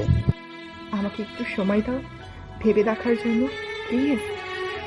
লিয়া নিজের বিয়ের কথা শুনে রাগে দুঃখে কাঁদছে, আর ঘরময় পাইচারি করছে। আব্বু কথা শুনলেও বিপদ, না শুনলেও বিপদ। এখন কি করব আমি? এর মধ্যেই জিয়ানের কল এলো। লিয়া নাম্বারটা চিনে তাই কল কেটে দিল। বারবার কল করতে থাকলো। লিয়া রেগে গিয়ে ফোনটা সুইচ অফ করে দিল। লিয়া তৎক্ষণাৎ ওর আব্বুকে জানিয়ে দিল সে বিয়েতে রাজি। বলল, আমি তোমার কথার অবাধ্য হব না, কিন্তু আমার ছেলের কি হবে আব্বু? আয়ুষকে কি ওরা মেনে নিবে? আফরোজা বলল, ওরা মানুক আর না মানুক, আয়ুষকে অন্য বাড়িতে আমি দিব না। ওকে আমি লালন পালন করব। আয়ুষ আমাদের কাছেই থাকবে। আয়ুষকে ছাড়া আমি থাকবো কিভাবে আব্বু? ওকে ছাড়া আমার খুব কষ্ট হবে। আয়ুষকে আমরা তোর মতোই ভালোবাসি, আমাদের কাছে ওর কোনো কষ্ট হবে না, ও ভালোই থাকবে। লিয়া ওর আব্বুর মুখের ওপর আর কোনো কথা বলতে পারেনি। লিয়া ভাবলো, একদিকে ভালোই হয়েছে, জিয়ানকে দূরে সরাতে এর চাইতে ভালো আর কোনো পথ নেই। কোনোভাবে আর জিয়ানকে ওর জীবনের সাথে জড়াবে না। তাই লিয়া বলল, তোমার মতের বাইরে আমার কোনো মত নেই, তোমাদের ইচ্ছাই আমার ইচ্ছা, তুমি যা ভালো মনে করো তাই করো। মিজান সাহেব রিয়াকে ডেকে বলল, দেখ লিয়াকেও আমার কতটা বাধ্য সন্তান, তুইও আমার বাধ্য হবি, এটাই আমি চেয়েছিলাম। সন্তানেরা বাবা মায়ের বাধ্য হবে, এটাই সব মা বাবা চায়। আর বাবা মা সবসময় সন্তানের ভালোই চায়, সবসময় সন্তানের মঙ্গল কামনা করে। লিয়ার বিয়ের দিন ধার্য করা হয়ে গেছে, অল্প দিন বাকি বিয়ের। খুব ধুমধাম করে লিয়ার বিয়ের ব্যবস্থা করলেন মিজান সাহেব। লিয়া চেয়েছিল ঘরোয়াভাবে খুব সাধারণভাবে বিয়েটা হোক, কিন্তু ওর আপু সে কথা শোনেনি। মিজান সাহেবের কথার বাইরে যাবার সাহস কারণে খুব ধুমধাম করে লিয়ার বিয়ে হয়ে গেল। আয়ুষকে বুকে জড়িয়ে ধরে খুব কাঁদলো লিয়া। এই বাচ্চাটাকে দুনিয়ার আলো দেখানোর জন্য কত কষ্ট সহ্য করেছে। এখন সেই বাচ্চার কাছ থেকে দূরে যেতে হবে, এটাই ওর ভাগ্যের লিখন। ছেলেকে বুকে নিয়ে কেঁদে যাচ্ছে। ওর আম্মু আফরোজা বলল, তুই কান্না বন্ধ কর, আমার কাছে আয়ুষ ভালো থাকবে, আমি ওকে খুব আদর করে রাখবো। আর তুই তো খুব বেশি দূরে যাচ্ছিস না, ঢাকাতেই থাকবি, যখন মন চায় চলে আসবি। আমার আয়ুষকে নিয়েও তোকে মাঝে মাঝে দেখিয়ে আনবো। আম্মুকে জড়িয়ে ধরে ও অনেকক্ষণ কান্না করলো। বলল, আমার আয়ুষকে দেখে রেখো আম্মু, ও অনেক ছোট এখন, বড় দুর্ভাগা আমার ছেলেটা। ওর বাবাও চলে গেছে পরপারে, আজ ওর মাও ওর থেকে দূর হয়ে গেল, ওর জীবন থেকে। মা মেয়ে দুজনেই জড়াজড়ি করে কাঁদতে লাগলো। মিজান সাহেব এসে রিয়াকে অনেক বুঝিয়ে কান্না থামিয়ে গাড়িতে তুলে দিল। কান্না ভেজে চোখে মেয়েকে বিদায় দিলেন, কিন্তু মনে মনে একটা বিরাট স্বস্তি পেল। বর্ণহীন জীবন থেকে ফিরিয়ে এনে মেয়ের জীবনের রং ভরিয়ে দিতে পেরেছে। লিয়া কিছুতেই বিয়ে করতে চায়নি, কিন্তু সে কথা জোরালো ভাবে ওর আব্বুকে বলার সাহস নেই। আব্বু আম্মুকে সে কষ্ট দিতে চায় না, রিয়ার ঘটনার পর তো আরো চায় না। রিয়ার ঘটনায় আব্বু আম্মু মনে খুব কষ্ট পেয়েছে। আব্বু এখনো রিয়ার সাথে খুব বেশি প্রয়োজন না হলে কথা বলে না, যদিও উচ্ছ্বাস ভাইয়া আর রিয়া মাঝে মাঝে দেখা করে, ফোনে কথা বলে। আব্বু পারমিশন দিয়েছে, তবে সীমিত সময়ের জন্য। রিয়া সবসময় মন মরা হয়ে পড়ে থাকে, পড়াশোনা করে, ভার্সিটিতে যায়, টুকটাক ঘরের কাজ করে, আয়ুষের সাথে খেলে, পড়ায় ও দেখাশোনা করে। তারপরও ওর মন উদাস থাকে, এটা দেখে আমার খুব কষ্ট হতে লাগলো। মায়ের পেটের বোন তো, ওর কষ্ট সহ্য করতে পারছিলাম না। তাই একদিন আব্বু আম্মুর ঘরে গিয়ে বললাম, আব্বু অনেক দিন তো হয়ে গেল, উচ্ছ্বাস ভাইয়া আর রিয়ার যোগাযোগ বন্ধ, দুজনে কেউ কারোর সাথে যোগাযোগ রাখে না, ব্যাপারটা কি ঠিক হচ্ছে? মিজান সাহেব বলল, কেন, তাতে কি হয়েছে? তোর কাছে বেটি কেন মনে হচ্ছে? না মানে আমি বলছিলাম কি, উচ্ছ্বাস ভাইয়া বিবিএ পরীক্ষা দিয়ে একটা অফিসে ইন্টার্ন করছে, চাকরি হয়ে যাবে হয়তো, আর রিয়াও ভার্সিটিতে পড়াশোনা করছে। ওরা দুজনেই ম্যাচিওর, তারপরে দুজনেই বিবাহিত।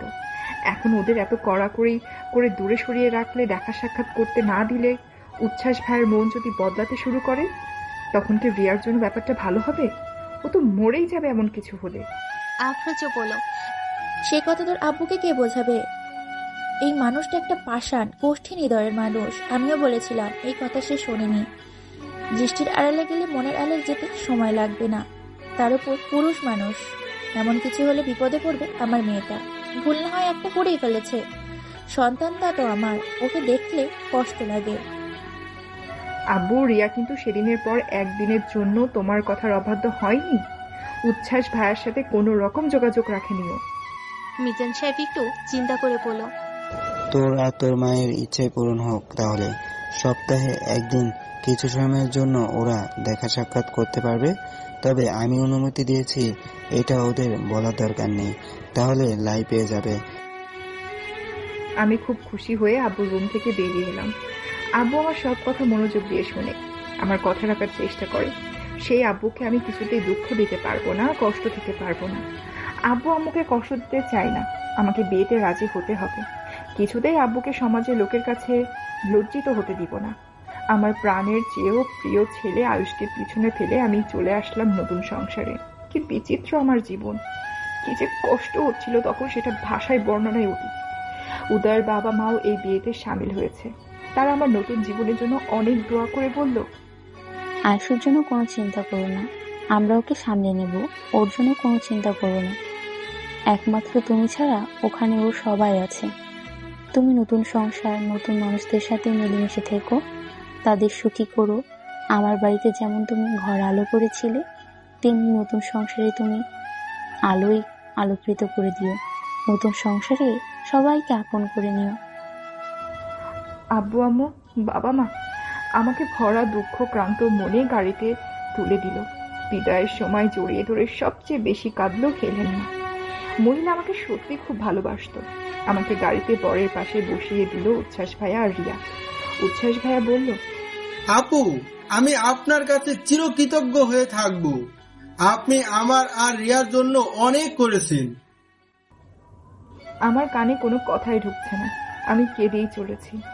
গাড়িতে বসে শুধুই কাঁদছি। আমার আশেপাশে কে আছে, তারা কি বলছে, কি নিয়ে হাসি ঠাট্টা করছে, সেদিকে আমার কোনো খেয়ালই নেই। কে আমার বর, সে দেখতে কেমন, কোনো দিকে আমার হুঁশ নেই। আমার চোখে শুধু ভাসছে আমার আয়ুষের কান্না করা মুখটা। ওর মুখটা আমার চোখের সামনে ভেসে উঠতেই আমি আরো বেশি করে কান্না করে যাচ্ছি। গাড়ি কিছুক্ষণ চলার পর একসময় এসে থামলো বরের বাড়ি। মুরব্বীরা এসে আমাকে নামিয়ে নিল। বধূ বরণ হলো, মিষ্টি মুখ করানো হলো। এর মাঝে একটি বারের জন্য মাথা উঁচু করে চোখ মেলে কিছুই দেখিনি। মাথা নত করে নিঃশব্দে শুধু কেঁদেই চলেছি। টপাটপ করে হাতের উপর চোখের পানি পড়ছে। অনেক রাত হয়েছে বলে আমাকে ঘরে দিয়ে আসলো আমার ননদ আর যার সম্পর্কের মেয়েরা। এদের কাউকেই আমি চিনি না। আমাকে ঘরের বিছানার উপর বসিয়ে দিয়ে কিছুক্ষণ গল্প করে তারা চলে গেল। আমি তাদের গল্পের নীরব শ্রোতা। আমি চুপচাপ বসে আছি। একটু পর একটি মেয়ে এসে কিছু খাবার, ফলমূল, দুধ রেখে গেল টেবিলের উপর। রাত তখন অনেক। খুব বেশি কান্না করার ফলে মাথাটা ধরেছে। আমি একপাশে গুটিসুটি মেরে শুয়ে পড়লাম। একটু পর দরজা খোলার আওয়াজ পেলাম। আমি আরো গুটিসুটি মেরে শুয়ে রইলাম। কোনো রকম নড়াচড়া করলাম না। দরজা লক করে কেউ খাটের উপর এসে আমার বাহুতে হাত রাখতে আমি চট করে উঠে বসে হাঁটুতে মুখ গুজে দিলাম। দু হাত দিয়ে ভাঁজ করে দু হাত জড়িয়ে ধরে রাখলাম। হাত পা কাঁপছিল ভীষণভাবে। নতুন মানুষটা কেমন হবে কে জানে। লোকটা কাছে এসে বলল, আমার হাত টেনে নিয়ে হাতে হাত রাখলো। আমার আঙ্গুলের ভিতর তার হাতের আঙ্গুল রেখে কিছুক্ষণ খেলা করলো। আমার হাতের তালুতে তার হাতের তালু ঘষলো আস্তে করে। হ্যান্ডশেক করার মতো করে হাত ধরে হাতটা চাপ দিতে লাগছিল। এরপর আমি টের পেলাম আমার অনামিকায় একটা আংটি পরিয়ে দিল। আংটি পরানো হাতে চুমু খেলো। আমি কেঁপে উঠলাম। কেমন যেন লাগলো, গায়ের লোম দাঁড়িয়ে গেল। আমার জীবনে আমি আর কাউকে চাইনি, তাই কেমন যেন লাগছিল। তারপর আমার মাথার ঘোমটা সরিয়ে দিয়ে তার দু হাত দিয়ে আমার মুখ উঁচু করে ধরে বলল, মাশাআল্লাহ, চোখ খোলো, তাকাও আমার দিকে, আমার চোখে চোখে রাখো, আমি তোমাকে প্রাণ ভরে দেখতে চাই। আওয়াজটা খুব পরিচিত মনে হলো। আমি মুখ তুলেই লোকটার দিকে তাকালাম। এ কি, এ তো জিয়ান! কিভাবে সম্ভব? এবার আমি সত্যি খুব ভয় পেলাম। আপনি এখানে কেন? আমার সাথে যার বিয়ে হয়েছে সে কোথায়? আপনি এখান থেকে যান প্লিজ। আপনাকে যদি কেউ এখানে দেখে আমার বদনাম হবে। প্লিজ এখান থেকে যান। আপনার থেকে দূরে থাকার জন্য আমি এই বিয়েতে রাজি হয়েছি। আর এখানেও আপনি? আমার খুব অস্বস্তি লাগছে। আপনি বেরিয়ে যান এই ঘর থেকে, বলে কান্না জুড়ে দিলাম। জিয়ান হাসতে হাসতে বলল, তোমার যার সাথে বিয়ে হয়েছে তাকে আমি আসতে নিষেধ করে দিয়েছি, মেরে ভাগিয়ে দিয়েছি। সে এখন আর এখানে কখনোই আসবে না। সে তোমাকে আমার কাছে দিয়ে চলে গেছে। এখন থেকে তোমাকে আমার সাথে থাকতে হবে সারা জীবন। কি বলছেন এসব জাতা? আপনি যান, না হলে আমি চিৎকার করব। যাবেন নাকি চিৎকার করব? বিলানি স্টাইলে হা করে হেসে উঠল। লিয়া যেই না চিৎকার করতে যাবে, জিয়ান ওর মুখ চেপে ধরল। কি করছো? হচ্ছে কি এইসব? পাগল হলে নাকি? মানিজ্জত মারবে নাকি আমার? চিৎকার করছো কেন? আমার সাথে তোমার বিয়ে হয়েছে, আমি তোমার বর। যখন আয়নার মুখ দেখানো হলো তখন সেখানে আমাকে দেখোনি? না তো, কখন আয়না দেখালো? ও আয়না দেখায়নি? ভুলে গিয়েছিল বোধহয় সবাই। আসলে আমি বিয়ের আসরে আয়না চ্যাপ্টার করতে নিষেধ করেছি। আচ্ছা, আয়নার দরকার নেই, এখন সরাসরি আমার চোখে চোখ রাখো। লিয়ার বিস্ময়ের ঘোর এখনো কাটেনি, বড় বড় চোখ করে তাকায়। এটা কিভাবে সম্ভব? বিস্ময়ের হতবিহ্বল হয়ে কেঁদে ফেলল। আমি তো কিছু বুঝতে পারছি না। জিয়ান লিয়ার চোখ মুছে দিয়ে কপালে একটা গভীর চুমু খেল। ভালোবাসার মানুষের ভালোবাসার পরশে আমার শরীরে বিদ্যুৎ খেলে গেল। কি বলছেন এইসব? কিভাবে সম্ভব এটা? আমার তো এখনো বিশ্বাসই হচ্ছে না আমি জিয়ানকে সরিয়ে দিয়ে নিজেও সরে বসলাম। বাজে কথা রাখেন, আমি এসব বিশ্বাস করি না। আপনার আমার সম্পর্কের কথা অন্য কেউ না জানলেও আম্মু জানে আর নাফিসা জানে। আম্মু আমাকে কিছুই বলেনি, আর নাফিসা তো পুরো অনুষ্ঠান জুড়ে আমার সাথেই ছিল। ও তোকে আমাকে কিছুই আপনার কথা বলেনি? জিয়ান বলল। তোমার কাছে গোপন রাখার জন্য আমি বলেছিলাম। বিয়ে পড়ানোর সময় কাজী সাহেব আপনার নাম বলেনি, অন্য কি যেন একটা নাম বলেছিল, ইশরাক আজওয়াত বলেছিল, তাই তো? এটা আমার আসল নাম, আর ডাক নাম জিয়ান। কোনোদিন জানতে চাওনি, তাই আমার ভালো নাম কখনো বলা হয়নি। আমি সবাইকে নিষেধ করেছিলাম বলতে, তোমাকে সারপ্রাইজ দিব বলে। তুমি মুখ তুলে তাকাতেই আমাকে তোমার পাশেই বসে দেখতে পেতে। থাক, না দেখেছ একদিকে ভালোই হয়েছে। বিয়ে হয়ে যাওয়ার পরও কাছে ঘেঁষতে দিচ্ছ না। আর বিয়ের আগে দেখলে তো বিয়েটাই হতে দিতে না, সব ভন্ডুল করে দিতে। তোমাকে আর পাওয়া হতো না আমার। দেখে ভালো লাগছে আমার বাগিনী আগের মতোই আছো, একটু বদলাওনি। লিয়ার ফোনে একটা কল আসে। লিয়া ফোন হাতে নিয়ে দেখলো নাফিসার কল। সরি দোস্ত, এমন বিশেষ রাতে মোহনীয় ক্ষণে ডিস্টার্ব করার জন্য, কিন্তু নিজেকে কন্ট্রোল করতে পারছিলাম না। খুব জানতে ইচ্ছে করছিল তোর বাসর কেমন কাটছে মনের মানুষের সাথে, কি উপহার দিল স্পেশাল নাইটে। ভালোবাসার মানুষের কাছ থেকে ভালোবাসার পাশাপাশি গিফটও আদায় করে নে। আমি কপট রাগ দেখিয়ে বললাম, নাফিসা, তুই আমাকে অন্ধকারে কিভাবে রাখলি? সব জেনেও তুই আমাকে কিছুই বললি না। কিভাবে পারলি এটা করতে? তোর সাথে কোনো কথা নাই, ফোন রাখ, তোকে পরে দেখে নিব। আচ্ছা, গুড নাইট। ওপাশ থেকে মিষ্টি হাসির আওয়াজ পাওয়া যাচ্ছে, সাথে ভাইয়ার হাসির আওয়াজও আসছে। লজ্জায় আমি শেষ। কাজটা ঠিক হয়নি জিয়ান। আমি আপনার কাছ থেকে পালিয়ে বেড়াচ্ছি, আর সেই আপনি বর বেশি আমার সামনে। আমি আপনার সেই বাঘিনী নই। যে লিয়াকে একসময় ভালোবাসতেন সে লিয়া মরে গেছে, আর যে লিয়া আপনার সামনে বসে আছে সে একজন বিধবা মহিলা, এক বাচ্চার মা। এবারও তুমি বাজে কথা বলছো। মরুক তোমার দুশ্মন।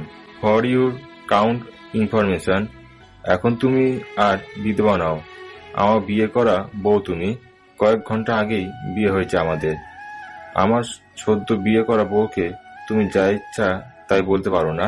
আমার বউকে আমি খুব ভালোবাসি, আর এই ভালোবাসা আজকের না, সেটা ছোটবেলার ভালোবাসা। ওই বউটাই হচ্ছে আমার সেই ছোট্ট ভীতু হিরোইনটা। তোমার অতীত জেনেই আমি তোমাকে বিয়ে করেছি। আমার কাছে তুমি মুখ্য বিষয়, তোমার অতীত না। এতদিন তোমার আশেপাশে থেকেছি, আড়াল থেকে দেখেছি, সামনে আসিনি। প্রেয়সীকে চোখের সামনে দেখেও কাছে আসতে না পারায় যে কি কষ্ট, সেটা তোমাকে বলে বোঝাতে পারবো না। ভালোবাসি তোমায়, খুব ভালোবাসি। আলতো করে ঠোঁটে ঠোঁট ছুঁয়ে কিস করলো। আমার মাথায় কিছুই আসছে না। সবকিছু আমাকে খুলে বলে। আমার আব্বু আমাকে কি বলে রাজি করিয়েছেন, আর এত বড় একটা ব্যাপার সবাই আমার কাছে গোপন করলো কিভাবে?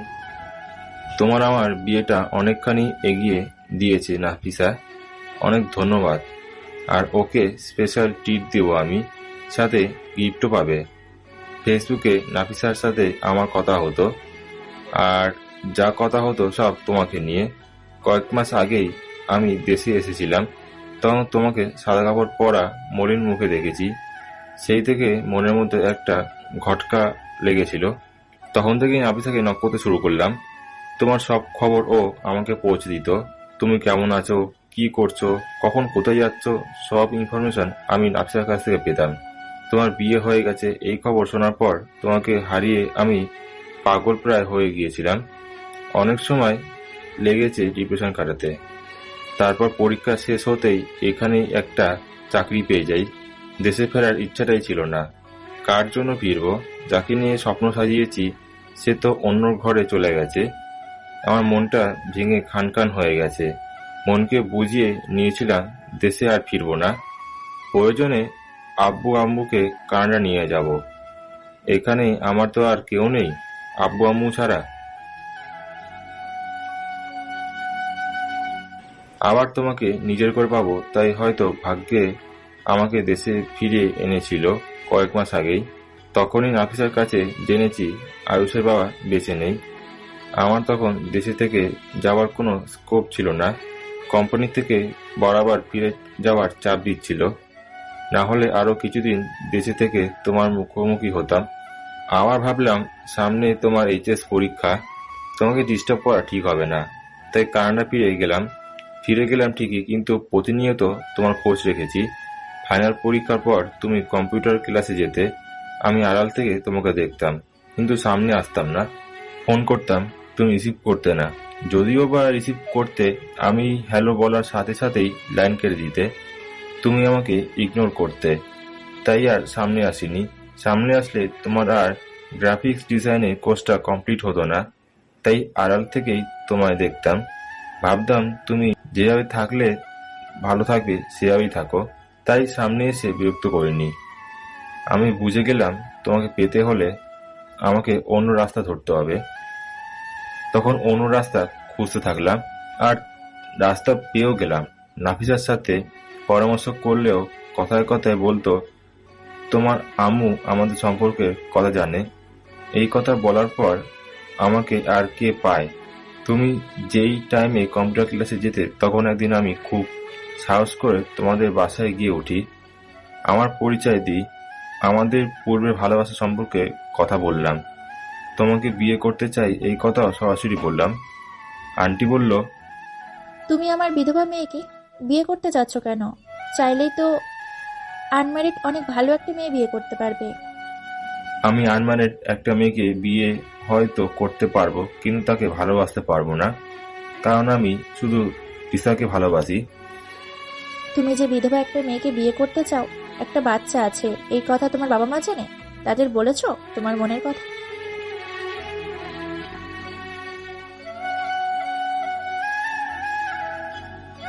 তারা জানে। আপনারা যদি লিয়ার সাথে আমার বিয়ে দিতে রাজি থাকেন, তাহলে আমি আমার বাবা মাকে সাথে নিয়ে আসবো। আন্টি আমার ঠিকানা আর ফোন নাম্বার রেখে দিলেন, আর বলল, আমি লিয়ার আব্বুর সাথে আলাপ করে তোমাকে জানাবো। তোমার আঙ্কেল যদি তোমার সাথে বিয়ে দিতে রাজি না হয়, তাহলে তুমি মন খারাপ করিও না বাবা। আমিও চাই আমার মেয়ের জীবনটা আবার হাসি খুশিতে ভরে উঠুক, ওর বেরঙের জীবনটা রঙিন হোক। কিন্তু লিয়ার আব্বুর কথার ওপর আমরা কেউ কথা বলি না। সে মত দিলেই বিয়ে হবে, নচেত হবে না। এই ব্যাপারে তোমাকে যেন কিছু না জানার, তাই তাকে অনুরোধ করলাম। উনি বললেন, ঠিক আছে, লিয়া এই ব্যাপারে কিচ্ছু জানবে না। কয়েকদিন পর ফোন করে আঙ্কেল আর অফিসে আমাকে ডেকে নিয়ে ঠিক মতো ইন্টারভিউ নিল। আমি কি করি, কোথায় থাকি, বাসা কোথায়, গ্রামের বাড়ি কোথায়, ভাই বোন কজন, বাবা কি করে, মা কি করে, ভবিষ্যৎ পরিকল্পনা কি, ইত্যাদি ইত্যাদি। তারপর কয়েকদিন পর হয়ে গেল। আমি টেনশনে আত্মরা হয়ে যাচ্ছিলাম। যদি না করে দেয় আমি তাহলে বাঁচব না, প্রাণে মরে যাব। মনে মনে সিদ্ধান্ত নিয়ে ফেললাম, শ্বশুরমশাই যদি আর মেয়েকে দিতে অস্বীকৃত জানায়, তাহলে তুলে নিয়ে গিয়ে বিয়ে করব, তবুও বাঘিনী আমার খাঁচায় বন্দি করব। হঠাৎ ফোন করে আঙ্কেল বলল, আমি যেন আমার বাবা মাকে নিয়ে তোমাদের বাসায় আসি। তারপর আব্বু আম্মুকে নিয়ে যেদিন তোমাদের বাসায় গেলাম, সেদিন আন্টি তোমার ভাই বোন সহ তোমাকে তোমার বড় মামার বাসায় পাঠিয়ে দেয়। মনে আছে? এসব ছিল আমাদের প্ল্যান। ওই বৈঠকে নাফিসাও আমাদের সাথে ছিল, সেও আমাদের প্ল্যানে জড়িত ছিল। আমরাও ওই দিন বিয়ে সব কথা সেরে ফেলি। এমনকি বিয়ের ডেটটা ফিক্স করে ফেলি। রইল তোমার ছেলে আয়ুষের কথা, ওকে নিয়ে আমার কোনো সমস্যা নেই, আর আব্বু আম্মুর কোনো সমস্যা নেই। কিন্তু তোমার আব্বু একেবারে মানা করে দিয়ে বলল আয়ুষকে তারা কোনো মতেই দিবে না, তাদের কাছেই রাখবে। এই হলো তোমার আমার সারপ্রাইজ বিয়ের রীতিকথা। আমার বাবা মা কিভাবে রাজি হলো? আমার মতো বিধবা প্লাস এক বাচ্চার মাকে ছেলের বউ করতে আপনার বাবা মা রাজি হলো কিভাবে? আমি তাদেরকে তোমার সব কথা বলেছি। তোমাকে পছন্দ করি, ভালোবাসি, তোমাকে ছাড়া আমার চলবে না, যে কোনো ভাবেই তোমাকে চাই, এই কথা বলেছি। তারপর তারা রাজি হয়েছে। লিয়ার কাছে আসল কথা চেপে গেল জিয়ান। ওর বাবা মাকে রাজি করাতে বেশ বেগ পেতে হয়েছে। আব্বু আম্মু দুজনেই জিয়ানের সাথে তুমুল লড়াই করেছে। জিয়ান বলেছে, যদি লিয়ার সাথে বিয়েতে তোমরা রাজি না হও তাহলে আমি কানাডায় ফিরে যাব, আর কোনোদিনও দেশে ফিরবো না। তোমাদের প্রতি দায়িত্ব ও কর্তব্য আমি সবসময় পালন করে যাব, কিন্তু দেশে আর ফিরবো না। এই দেখাই তোমাদের সাথে আমার শেষ দেখা। আমি লিয়ার সাথে সুখে থাকবো জেনেও তোমরা আমার সুখের কথা ভাবছো না। আমি তোমাদের না। জানিও লিয়াকে বিয়ে করতে পারতাম, কিন্তু সেটা আমি করিনি। তোমাদের দোয়া নিয়েই আমি নতুন জীবন শুরু করতে চেয়েছিলাম। লিয়া খুব ভালো মেয়ে, ওকে দেখলেই তোমাদের পছন্দ হবে। ওর ফ্যামিলি ভালো, বংশ ভালো। আমি চাই এই সম্পর্ক না করার আগে একবার লিয়াকে তোমরা দেখো। আমি ওকে খুব ভালোবাসি, আমার জন্য হলেও তোমরা রাজি হও। জিয়ানের বাবা কিছুটা রাজি হলো, ওর মা সহজে রাজি হয়নি। জিয়ানের মা বলল, আত্মীয় স্বজন পাড়াপড়শি সবাই কি বলবে? সবাই খোঁচা দিয়ে কথা বলবে। আর কোনো মেয়ে কি ছিল না দেশে? এমন স্কলার ছেলের জন্য বিধবা মেয়েকে বিয়ে করাতে হলো। এই ছেলের জন্য কত সুন্দর আর যোগ্য মেয়ে আনতে পারতেন। আমাদের হাতেই তো কত লোভনীয় প্রস্তাব ছিল, একবার বললেই হতো। উপযুক্ত মেয়ের লাইন লাগিয়ে দিতাম, তখন আমাদের মুখটা কোথায় থাকবে? এই বলে জিয়ানের মা কাঁদতে লাগলো। জিয়ান ঘরে খাওয়া দাওয়া বন্ধ করে দিল। কানাডা ফিরে যাবে বলে সব রেডি করেছে, কাপড় গুছাচ্ছে। এসব দেখে ওর মা চরম অনিচ্ছা সত্ত্বেও এই বিয়েতে মত দিল।